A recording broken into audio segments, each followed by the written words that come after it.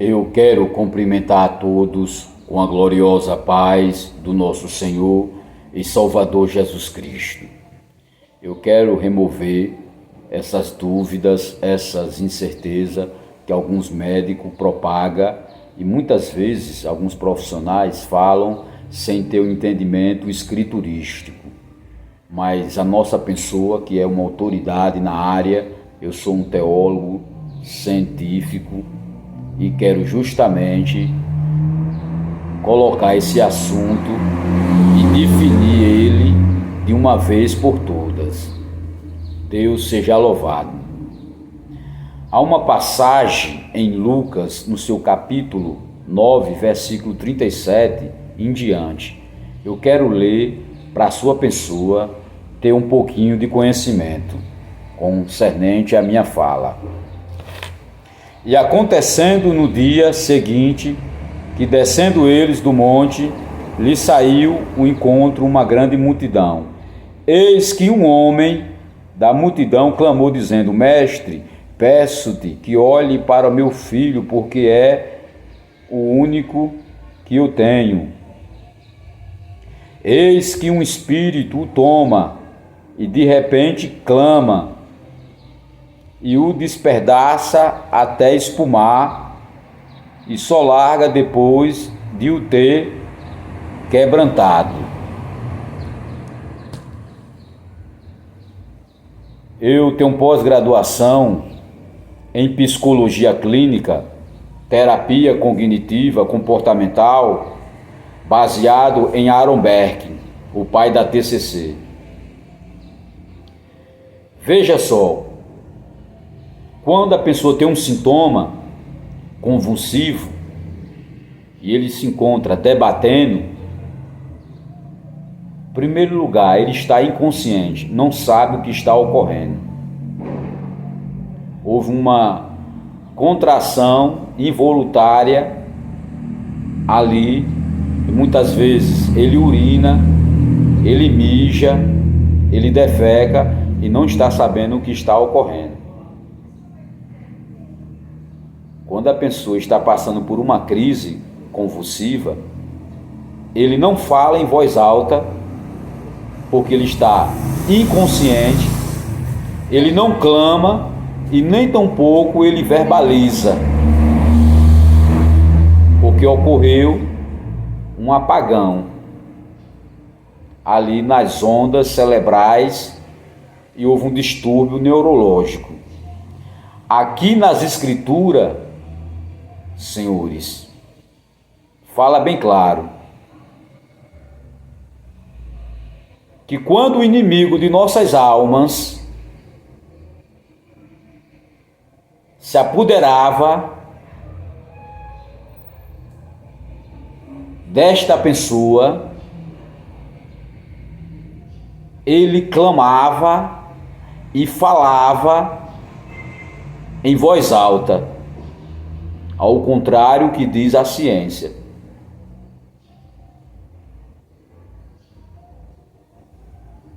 Aqui onde é que está eu, como um teólogo e conhecedor das Escrituras. Imagine só, alguém me chama aqui em casa, falando com a minha pessoa: Pastor Cleberson, por favor nos ajude, que tem uma pessoa ali que está convulsando, está tendo uma crise convulsiva.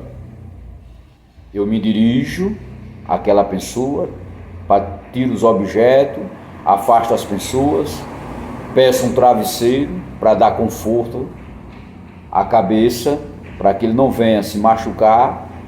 Aí a minha pessoa, ao chegar lá, imagine só, e aquela pessoa começa a clamar e verbalizar e falar em uma alta voz. Eu me afasto e ali eu peço graça a Deus em nome de Jesus Cristo para aquele demônio sair. Porque diante da ciência, uma pessoa que está com essa crise, ela não fala, e nem clama e nem grita, falando em alta voz alguma coisa dessa natureza. Ela está inconsciente, ela só faz debater e contrair involuntariamente os seus músculos. Mas aqui nas escrituras fala que aquele jovem espumava, caracteriza uma evidência de uma crise de convulsão. Só que ele clamava. Ele clamava, ele falava em alta voz. Então aqui onde é que está toda a situação, para você entender. Uma crise convulsiva, um sintoma de uma forma física, a pessoa perde a consciência e não tem condição de falar em voz alta. Mas quando o inimigo de nossas almas está ali presente na vida daquela pessoa, ele começa a se manifestar de uma forma verbal e começa a clamar de uma maneira ao qual nós temos condição de discernir e saber que o inimigo se encontra ali naquele lugar, aquele espírito imundo. Nós temos que pedir graça a Deus e em nome de Jesus Cristo expulsar aquele mal na vida daquela pessoa. Espero que você tenha justamente compreendido a fala da minha pessoa. Agora aqui é uma placa. Estou de posse de uma placa. Essa placa, eu quero fazer uma tipologia para que vocês compreendam melhor como é que o nosso cérebro funciona. A nossa caixa craniana interna, ali é como se fosse uma rede. Você já observou uma rede de internet? Tem vários cabos, vários fios, que faz a conexão, que conduz à internet, uma placa de um computador. Eu quero só trazer essa analogia para você entender ou compreender melhor. Veja só, a placa, digamos, o encéfalo, que mantém o controle e o comando. Aí vem o seu gerente, que é o cérebro, que dá as coordenadas e executa. Aí vem aqui o telencéfalo, mesencéfalo, dicéfalo, o hipocampo. Aí aqui vem o hipotálamo, o tálamo,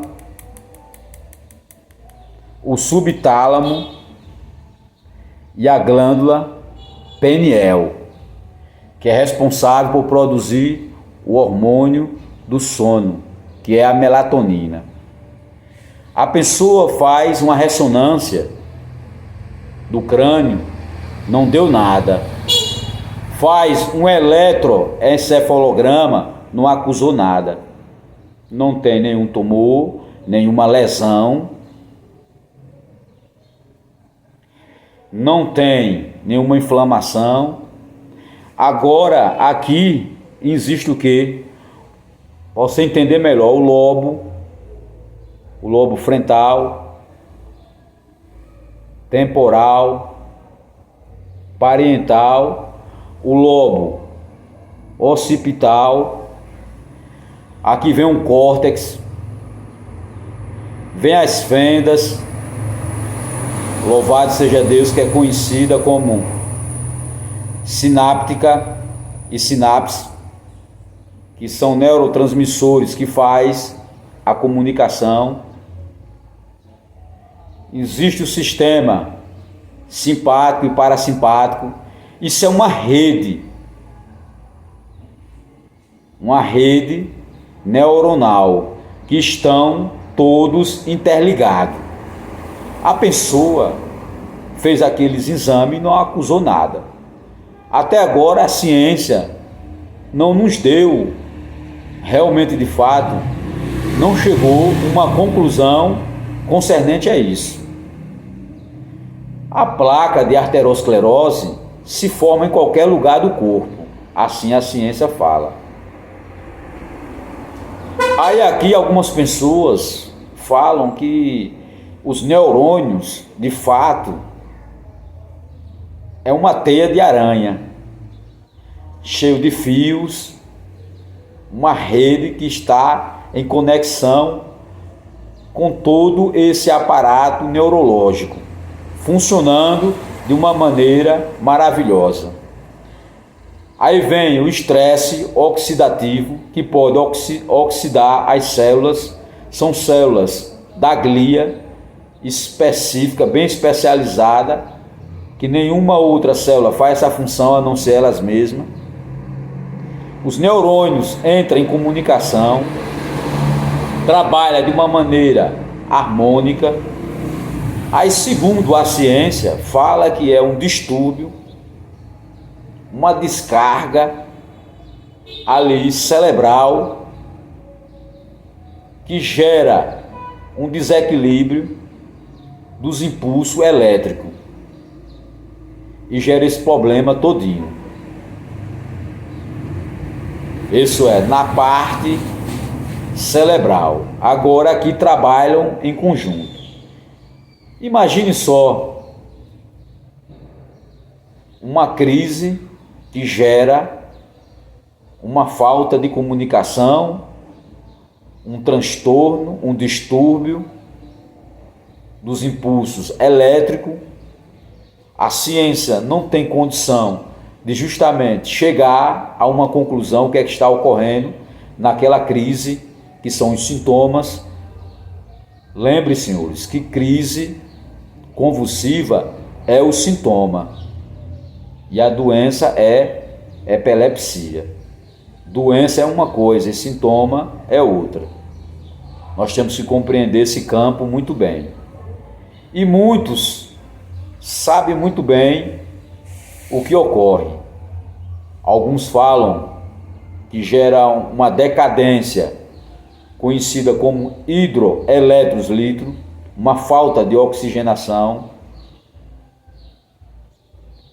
Outros falam que o sistema nervoso, as células nervosas do tecido nervoso, não está se comunicando, os neurônios, como deveria. Os axônios, que são condutores de informações, não estão trazendo informações, e ali gerou o quê? Uma desordem. Outros falam que o fluxo sanguíneo não está oxigenando aquela região, e aí gera um curto-circuito. É um processo um pouco meio melindroso essa área, não é tarefa fácil. Por isso que eu trouxe essa placa, para justamente trazer um entendimento, para que vocês possam entender melhor. Aí alguns psiquiatras passam um conjunto de remédio ansiolítico,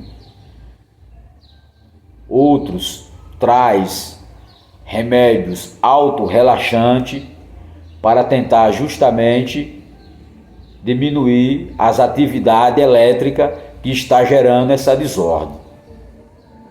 Enfim, muitas vezes, através de diversos artigos que nós estudamos, às vezes eu fico pensando que de fato está gerando o quê? Gerando uma crise ali nos neurônios, dentro daquela estrutura que está realmente de fato perdendo o seu contato de informação e está gerando esse problema. Tem muitas pessoas que apagam e de repente ela volta ao normal, como se tivesse acontecendo alguma coisa, um descontrole saindo fora da sua normalidade. E algumas pessoas tomam o seu coquetel de remédio enfim. Mas eu quero dizer aos senhores que existe vitaminas que podem ajudar as ondas cerebrais e seus focos e seus impulsos elétricos, como a vitamina D, o ômega 3 que está no peixe, e sem se falar de um princípio chamado resveratrol, que está no amendoim, que também se encontra ali na uva roxa. Isso pode ajudar a pessoa. A vitamina D que se encontra também ali no ovo, no queijo. Isso é muito importante para quem tem problema de epilepsia. E eu vou lhe dar um calmante natural. Isso pode lhe ajudar de uma maneira maravilhosa. Quando você almoçar cerca de 40 minutos, 1 hora, é muito importante você tomar um copo de chá de 300 ml para justamente trabalhar em alguns neurotransmissores para poder ajudar a sua situação de uma maneira maravilhosa. Você pega um pouquinho de erva doce, você pega um pouquinho de erva cidreira e você pega também ali um pouquinho de camomila. Você pode misturar esses 3 compostos, ferver bem fervidozinho, deixar apurar. Depois que você almoçar, você faz o que? Toma 300 ml. E à noite, quando você for dormir, você vai e toma 300 ml. Sem se falar que ali a epignina é muito importante, louvado seja Deus, na parte cerebral do seu sistema nervoso. Louvado seja Deus. Isso é, eu estou te dando um ansiolítico natural que vai agir de uma maneira tremenda. Isso é, trazendo de fato uma tranquilidade neurológica para não gerar um distúrbio, nem gerar de fato uma confusão entre os corpos de neurônio. Esse chá é importante. Você pode observar que a maioria dos remédios de pessoas que de fato têm esse processo convulsivo, esse sintoma, outras pessoas que têm a doença chamada epilepsia, toma remédios muito fortes e eles ficam andando como um robô, porque são autorrelaxantes. E sem se falar que são um conjunto de ansiolítico. Mas eu estou aqui justamente falando desta grandeza que Deus de fato deixou aqui na terra.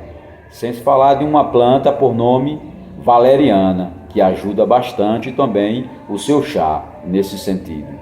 É uma coisa tremenda. Então, desde já, eu quero agradecer sua atenção. Louvado seja Deus. Aquele vídeo que eu fiz a respeito do processo glicêmico, você que me ouviu, sempre justamente tem dado crédito.